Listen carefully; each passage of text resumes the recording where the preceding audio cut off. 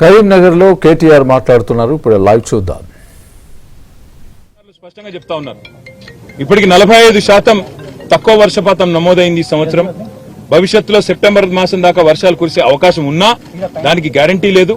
కాబట్టి పంపింగ్ అనేది ఇంకా మేము నిర్ణయం తీసుకోలేదు అని అధికారులు చెప్తా ఉన్నారు. ఇవాళ అక్కడ లక్షల క్యూసెక్కుల నీళ్లు కిందికి పోతా ఉన్నాయి ప్రతిరోజు కిందికి గోదావరి నదిలో. ప్రాచుర్యం కల్పించాలి, ప్రచారం కల్పించాలని చెప్పి కూడా విజ్ఞప్తి. Thank you sir. అంటే ఇప్పుడున్న దశలో ఆ నీరు ఫ్లోటింగ్ ఉంది కదా, ఈ టైంలో పంపింగ్ చేసే అవకాశం ఉంటుందా? రేపు కన్నెపల్లి పంప్ హౌస్ దగ్గర ఈ టైంలో కదా బ్రదర్, 40,000 క్యూసెక్కులు దాటితే ఎప్పుడైనా పంప్ చేయొచ్చు. ఇప్పుడు 10 లక్షల క్యూసెక్కుల నీళ్లు కిందికి వృధాగా పోతున్నాయి.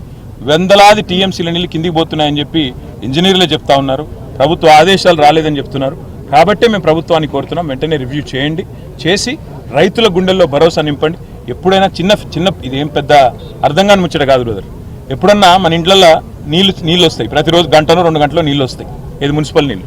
ఏం చేస్తాం మనం? ఇంట్లుండే బిందెలన్నీ నింపుకుంటాం, ఇంట్లుండే కుండలన్నీ నింపుకుంటాం, డ్రమ్ములు ఉంటాయి, డ్రమ్ములు నింపుకుంటాం, పెట్టుకుంటాం. ఎందుకు? వచ్చేది గంటనో 2 గంటలో కాబట్టి దెబ్బన నింపుకొని పెట్టుకుంటాం. మేం చెప్పేది కూడా కదే.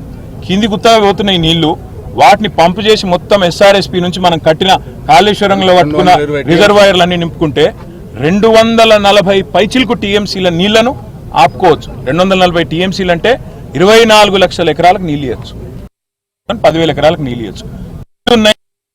వెంటనే నింపి పెట్టండి అని చెప్తున్నాం. అంతకంటే ఇలా బేసిజాలకు పోవాల్సిన అవసరం లేదు. మేము చెప్పొద్దు అనే ఆలోచన వద్దు, రైతుల కోసం చేయమని ప్రభుత్వాన్ని కోరుతున్నాం. కానీ ప్రాజెక్టు రేపు మాట్లాడదాం, మిగతా విషయాలు మాట్లాడదాం.